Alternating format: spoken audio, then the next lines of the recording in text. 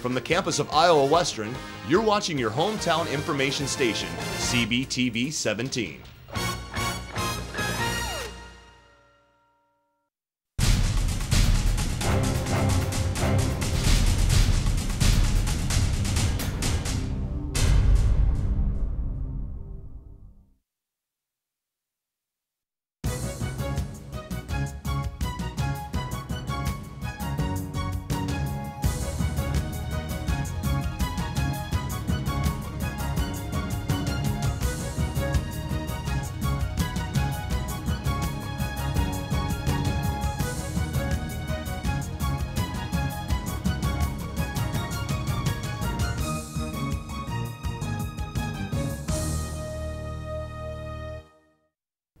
Hello and welcome to this week's Council Bluffs News. I'm Marie Zeitner. The July calendar has been a full one with plenty of things to do in and around Council Bluffs. We begin with a celebration of the journey Lewis and Clark took along the Missouri River in the early 1800s. They stopped in Monona County in Ottawa, and now the community remembers the voyage with a special tribute. Iowa Spirit photojournalist James Lathrop and CBTV 17 student Kenneth McDaniel show us the festival.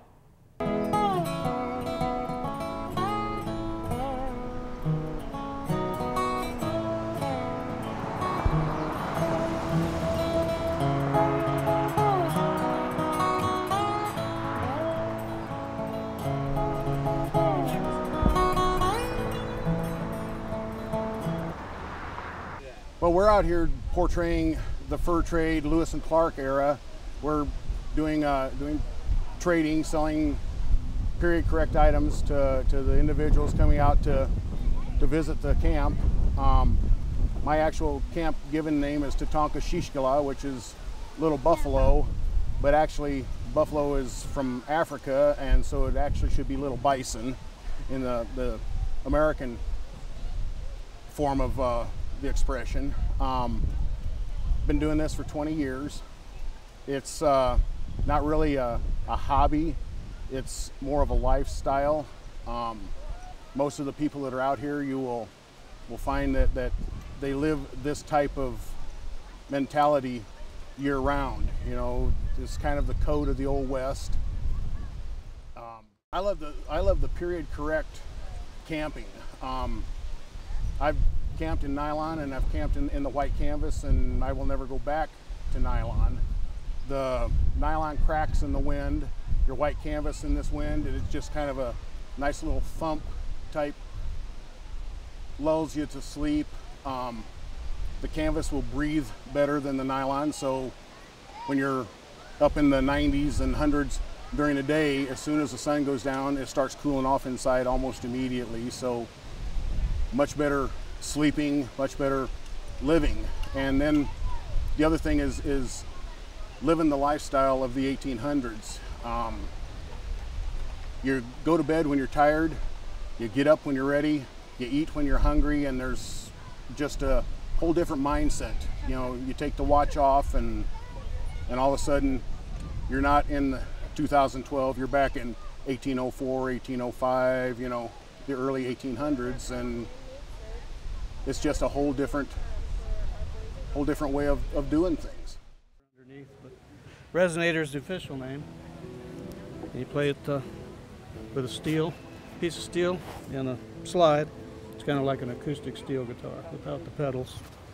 It makes a lot of interesting sounds. It started off originally with Hawaiian style music, worked its way into bluegrass music back in the 30s and 40s.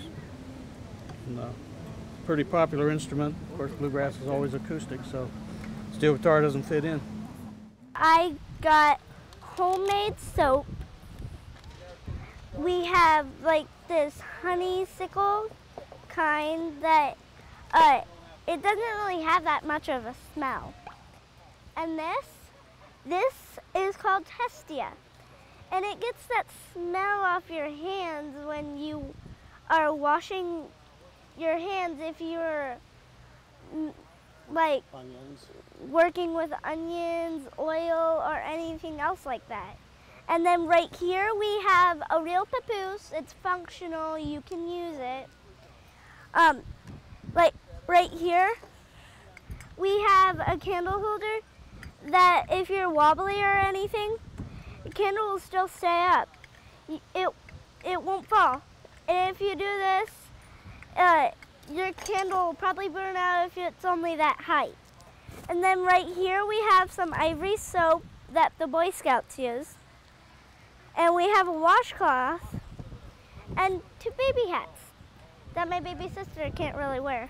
Then over here we have marbles that you pick out 25 marbles from this bowl and 1 shooter. Centennial was the 200 years of the Lewis and Clark expedition. So he was sent out through Jefferson, and so Lewis, Clark, York, Sacagawea, a lot of other people on the expedition, Seaman, of course, the dog. So the Lewis and Clark Festival, it's been held here at Lewis and Clark State Park, I think for 25 years now. And the high point is the keel boat that's docked off over here by the lake. Well, right here we're having a festival honoring the Lewis and Clark expedition, which came up the river a couple hundred years ago. This is the second stop along the way here in Iowa. Documented that they were here. The river used to run right where this little lake is at now. The river is now moved about 2 or 3 miles west of here. Most everyone here is running in the pre-1840 era. We're sleeping in white canvas tents and trading and having a lot of fun. There'll be shooting competition, tomahawk competition, and just a lot of fun for everybody, young and old alike. A lot of fun activities going on here. Kids walking around with their dogs and swimming, and doing a lot of swimming and stuff. And it's a real nice place to come.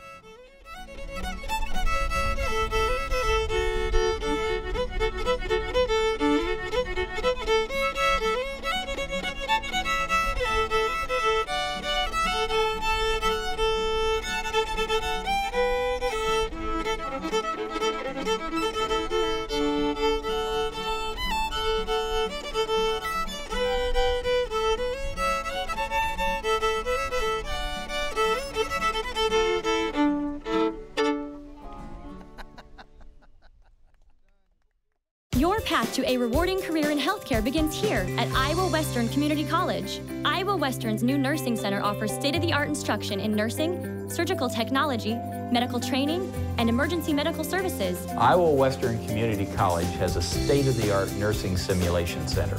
Human simulators and expert instructors are your keys to success at Iowa Western Community College. Learn how you can get a quality and affordable education in the growing field of healthcare at iwcc.edu.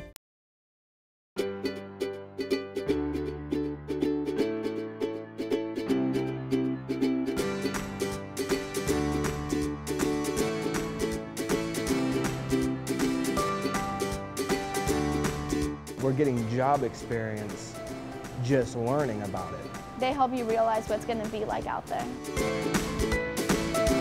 If you want to be able to have some fun and be able to turn your idea into a great idea, come to the Culinary Arts program. Inviting you to join us to learn about cooking and about food.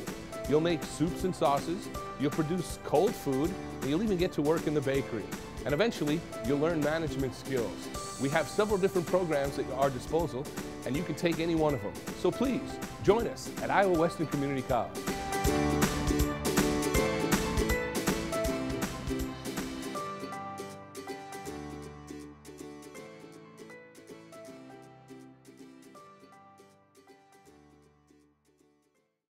The 4th of July has come and gone, but the memories for many families will always remain. CBTV 17's photojournalist Batan Safari follows the Council Bluffs family on Independence Day.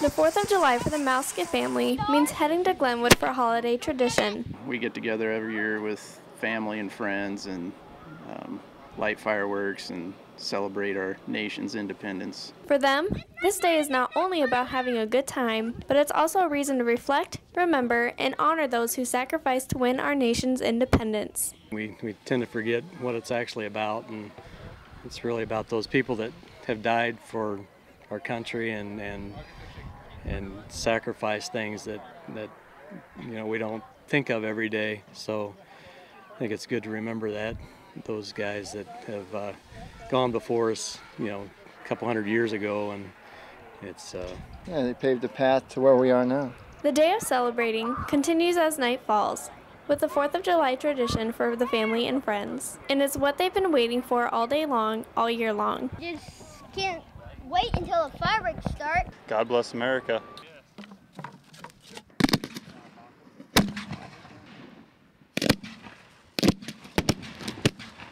For CBTV 17 News, I'm Marie Zeitner. Every Thursday, all year long, cyclists head to one trail in southern Pottawatomie County for a not-so-typical bike ride, leading to cheap tacos. CBTV takes a look tonight at the Taco Ride, an event Bicycle Magazine has rated as one of the 10 best weekly rides in the world. It's a Thursday night tradition for those who like to travel around on 2 wheels. Alright, I bet they're there once in a while something come up. And it all starts here, every Thursday at the trailhead on the Wabash Trace Nature Trail. Cyclists meet up and get ready for a 10-mile bike ride. Some weeks there'll be 300, 500 people standing there socializing. But the ride started some 15 years ago when Greg Losh and friends wanted to ride to Mineola for some cheap tacos. Back in 1996, there was a group of us that were already riding to Silver City, Iowa, and I had met another gentleman named Dave Carlson, and then both kind of agreed, you call your list of friends, I'll call my list of friends.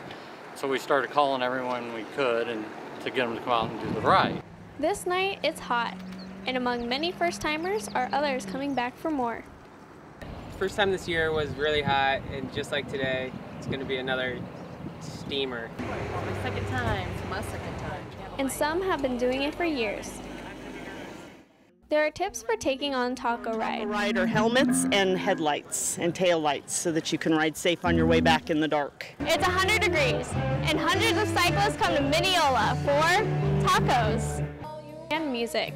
Tonight, the operators set up on a trailer to entertain the crowd. Well, now you come around, it's here in Mineola that the cyclists stop for cheap tacos and cheap margaritas. They're great. Great. Margaritas are better. Cooling tanks are outside where people can take a break and have a splash. After a night of bike riding, a few tacos and some refreshments, a few words to describe Taco Ride. It's a lot of fun. It really is a lot of fun. It costs $1 to ride the trail, but you can buy an annual pass for only $10. The trail is owned and managed by Southwest Iowa Nature Trails, Inc., a private nonprofit group of volunteers. A former railroad corridor, the trail runs for more than 60 miles from Council Bluffs to Blanchard, Missouri. If you are looking to brighten up your day, find a white t-shirt and run 3 miles to turn things around. That's what some 5,000 people did recently in Council Bluffs. CBTV 17's Jem Brinklow shows us the Color Me Rad run. It starts with hundreds of white t-shirts on a starting line, but once the colors fly, you find yourself in a Dr. Seuss book.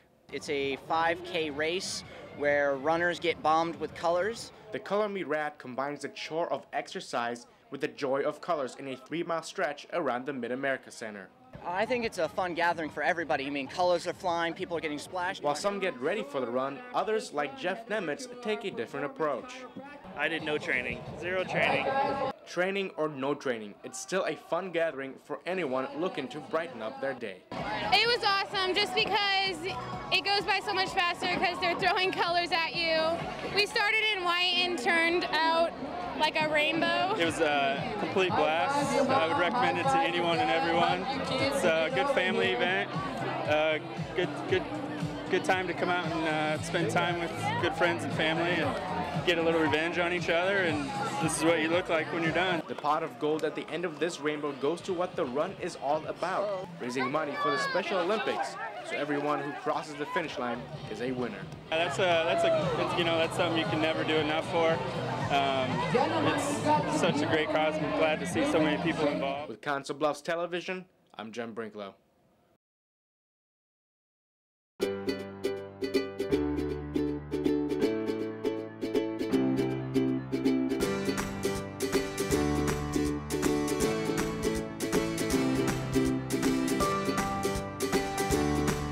We're getting job experience just learning about it.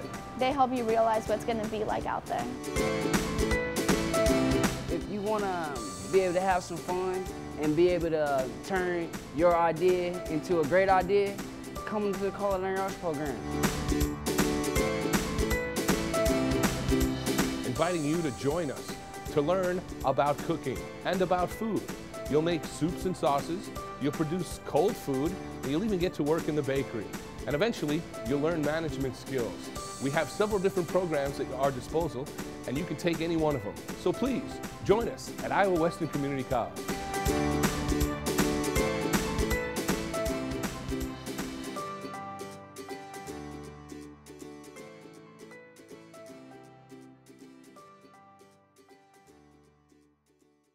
Your path to a rewarding career in healthcare begins here at Iowa Western Community College. Iowa Western's new nursing center offers state-of-the-art instruction in nursing, surgical technology, medical training, and emergency medical services. Iowa Western Community College has a state-of-the-art nursing simulation center.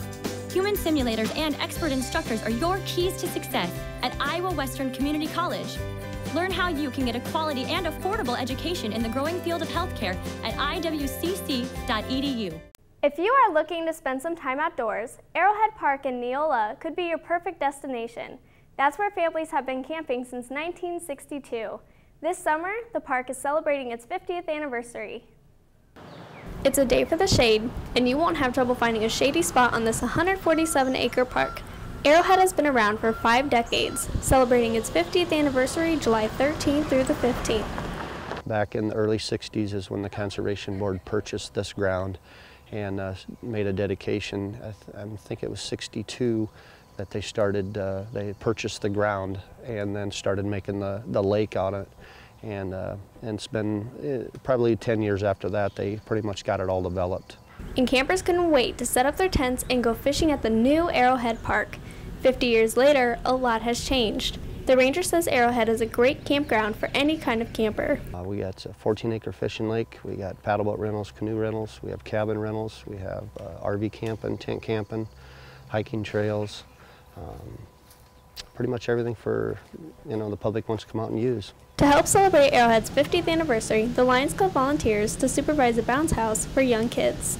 And we like to come out and help with things like this. Every year, the Lions Club helps out with a project in the park. This year, it's a trail. We are helping build a walking trail in the park. It's called Lions Lakeside Loop. It goes across the dam, alongside the lake, and then up the hill in a loop, and then back to the start. Arrowhead has a smaller campground, but it has the feel of a larger campground without the overcrowding. We got about 60 RV sites out here. That's with the RVs only. We have around 50 non-electric tent sites, primitive sites. So yeah, on weekends we get pretty busy. And Arrowhead welcomes everyone and hopes people still come around for another 50 years. If you want to come out and look at it and see what we have for comedies, if you want to come out and camping, you're more than welcome. When professional wrestlers put on a show here in Council Bluffs, well, it's sure to attract a crowd. And the wrestlers hope their event brings even more people to enjoy the show. CBTV 17's Jem Brinklow takes us inside the ring for the takedown. Let's go, Council Bluffs! Come on, Iowa! Most of us wouldn't be caught dead looking like these guys in front of 150 people, but they wouldn't have it any other way. These wrestlers love putting on their Speedos and tights to entertain a crowd, like the MWA champion and Spanish teacher, Alex the Great. I beat Brian Blade for it in Hastings, Nebraska, my hometown, in front of about 60 to 80 of my students. Alex, along with Brian Blade and the rest of the Midwest Wrestling Alliance, stop at Council Bluffs Railway Inn July 14th, and the fans couldn't be more excited. Oh yeah, definitely. You know, seeing guys, you know, like Rick's, Blade. I mean, come on, Mantar. Really awesome. Out of those names, Mantar stands out the most. However, the former WWE superstar now goes by a different name, Mustafa. No, Mufasa. I'm pretty sure it's Mustafa. Serious? It's Mustafa? Mustafa. Brian Blade might not know the name of his opponent, but the formal introduction is scheduled for the main event, and it has fans going crazy. Anytime you see him in action, you know it's going to be something good. So that's why I'm here. Even after the match ended with a disqualification, the two have some heated words for the next meeting in the ring. This isn't over between me and Mantar, not by a long shot. I'm still standing. I told you that, you can't beat me. Well, I got news for you, brother. August 5th, Mustafa and my partner, we will wreak havoc at this same place that you've seen me do the same tonight. We will destroy these two, and next time they're going to need an ambulance to carry them out of the ring. If you missed the rivalry the first time, it's not too late. The MWA will return to the Railway Inn August 5th, so keep your calendars open. Well, it's a big deal now. MWA's finally back in Council Bluffs. It's been probably a year and a half since we've been back. And you can see we got a pretty good turnout this time. Hopefully next time the word spreads about how good a show we had tonight and we get even more people. For CBTV, I'm Jem Brinklow. Thanks for watching this week's Council Bluffs News, and for all the community support which makes CBTV possible. You can contact the station at cbtv@iwcc.edu or call 712-325-3312. Have a good day. For everyone here at CBTV 17, I'm Marie Zeitner.